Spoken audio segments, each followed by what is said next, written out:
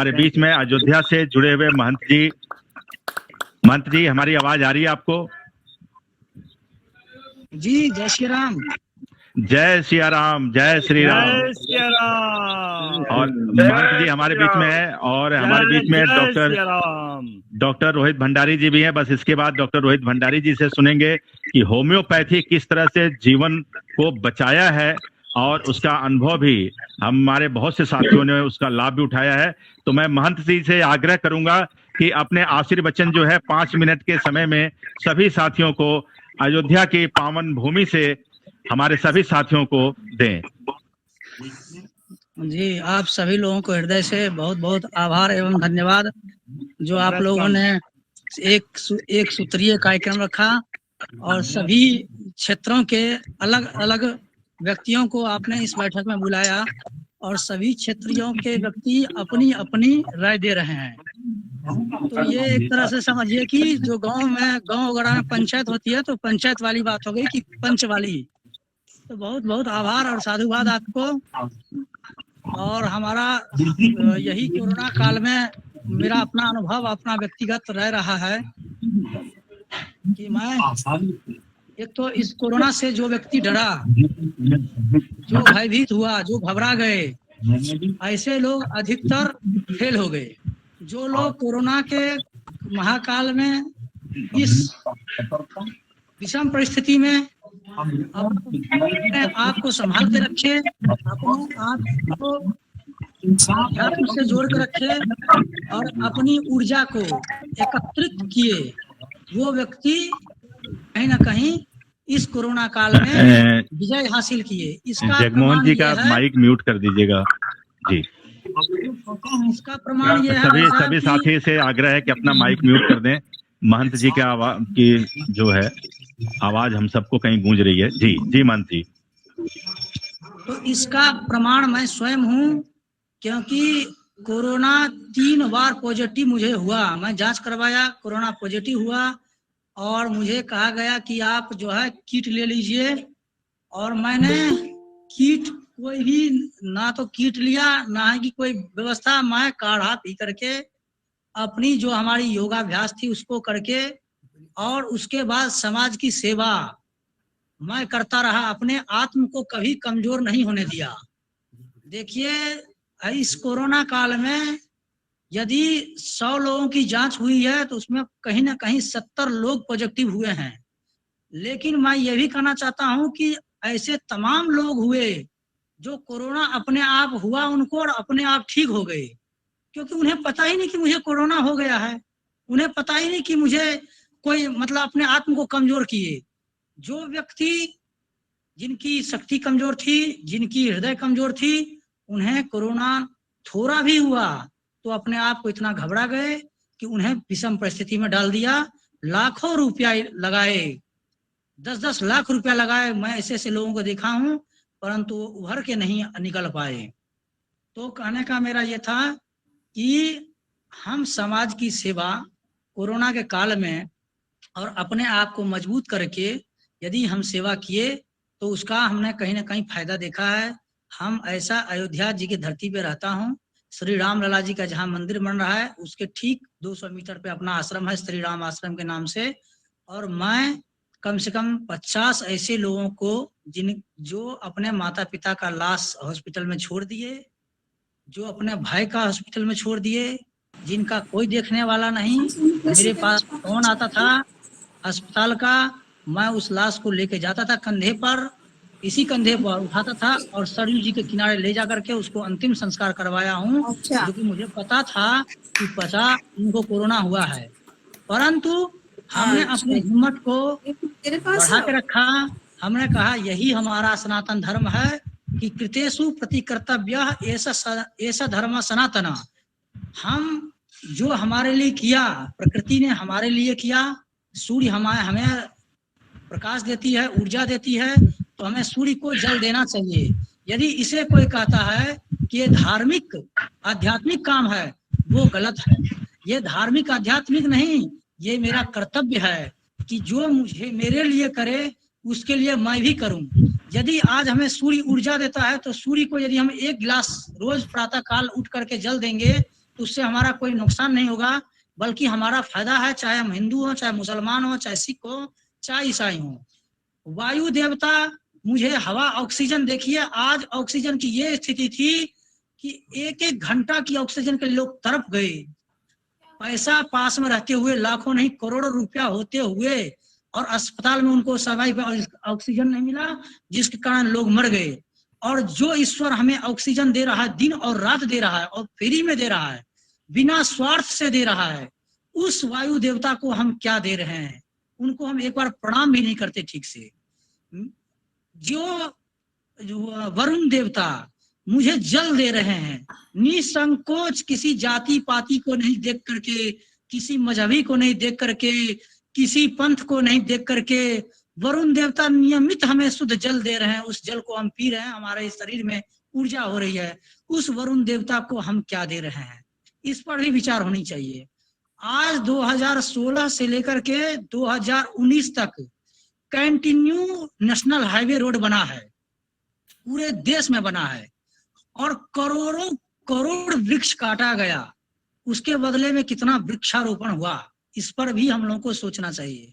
हम और आप स्वयं करोड़ों रुपया का बिल्डिंग बनाते हैं, परंतु एक नीम का पेड़ नहीं लगाते दरवाजे पर, कि जो हमें ऑक्सीजन दे रहा है, जो हमारी वातावरण को शुद्ध कर रहा है, जो उसकी नीम की, ऐसा नहीं कि सिर्फ वातावरण शुद्ध कर रहा है, उसकी देखिए वैज्ञानिक दृष्टि, नीम के पत्ते भी सब्जी में डालकर लोग खाते हैं कि उनके खून साफ रहेगा।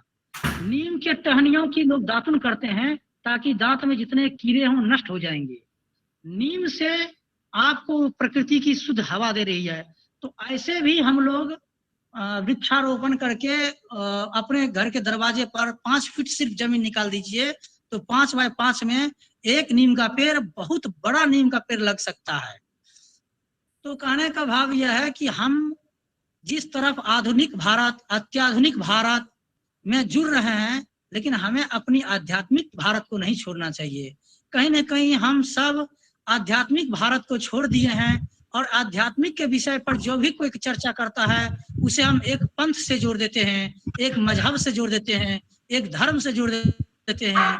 इसलिए आज ये समय आ गया है कि जो भी कोई समाज में सामाजिक सेवा करना चाह रहा है, तो आज वह पंथ और मजहब या अध्यात्म की बात नहीं करता है। तो इसीलिए हमारा यह भी एक विचार है कि हम समाज की सेवा शक्ति के साथ करें, हम छिपाए नहीं।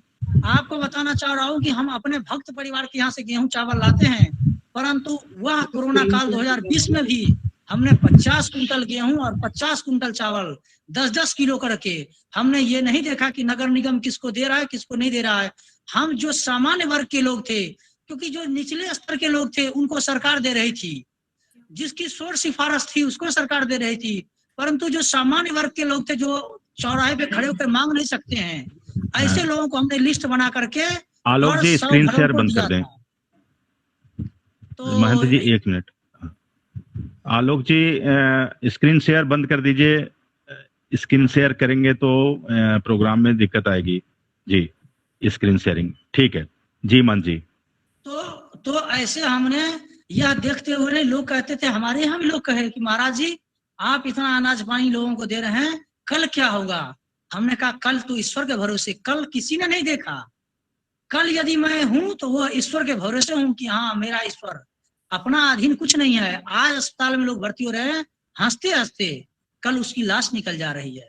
इसीलिए समाज की सेवा, राष्ट्र की सेवा समझ करके हम एक दूसरे की सहायता करें, और यह सहायता कभी न करें कि हम किसी दलित को, हम किसी हरिजन को, हम किसी अति पिछड़ा वर्गों को दे करके फोटो खिंचा लेंगे। नहीं, ब्राह्मण, ऐसे तमाम ब्राह्मण हैं, तमाम ठाकुर भी हैं, तमाम ऐसे लोग हैं, व्यापारी लोग दुकान चला रहे थे, जो रिक्शा चलाते थे, जो टेम्पू चलाते थे, वो सामान्य वर्ग में आते हैं, वो कहीं चौराहे पे मांग नहीं सकते थे। उन लोगों को हम लोगों ने लिस्ट बनाया कि इनका लिस्ट बनाओ, इन लोगों को यहाँ अनाज पानी पहुंचाना है। तो ऐसे करके भी हमने समाज की सेवा किया, और करना चाहिए सब लोगों को।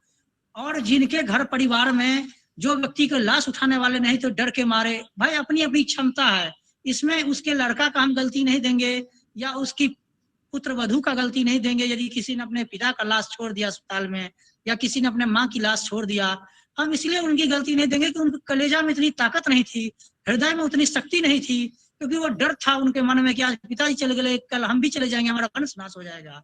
तो यदि जिनके पास हिम्मत हो तो उनको स्वयं लग करके समाज में और उनकी लाशों का दाह संस्कार करवाना चाहिए। मैं जब आपने मुझे बोलने का मौका दिया तो मैं एक बगीचे में था, यहाँ गौशाला खोला हूँ।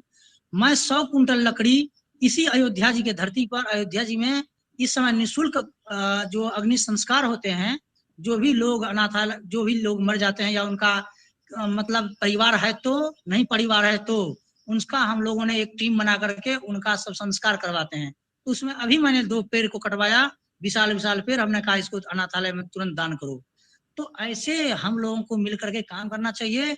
जहां तक रही आयुर्वेद की और एलोपैथिक की, इस विषय पे भी हम मात्र 2 मिनट में अपनी वाणी को बोल करके विराम देंगे कि देखिए, एलोपैथिक, हमें एलोपैथिक से कोई चिढ़ नहीं है और ना ही आयुर्वेदिक से हमें कोई उदारता है, परंतु इतना हम जरूर कहना चाहेंगे कि एलोपैथिक के एक भी डॉक्टर कागज में लिख करके दे दें कि मैं यह ऑपरेशन करने जा रहा हूं और मैं ऑपरेशन सक्सेस कर जाऊंगा, 50-50 लाख रुपया लेते हैं भाई साहब, 50-50 लाख रुपया एक बड़ी बड़ी ऑपरेशन करने का।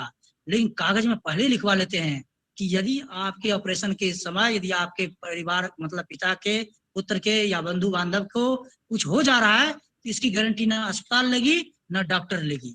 किस लिए? एक भी डॉक्टर आपको देख करके और ये कह दे कि आपको ये बीमारी है तो मान लें।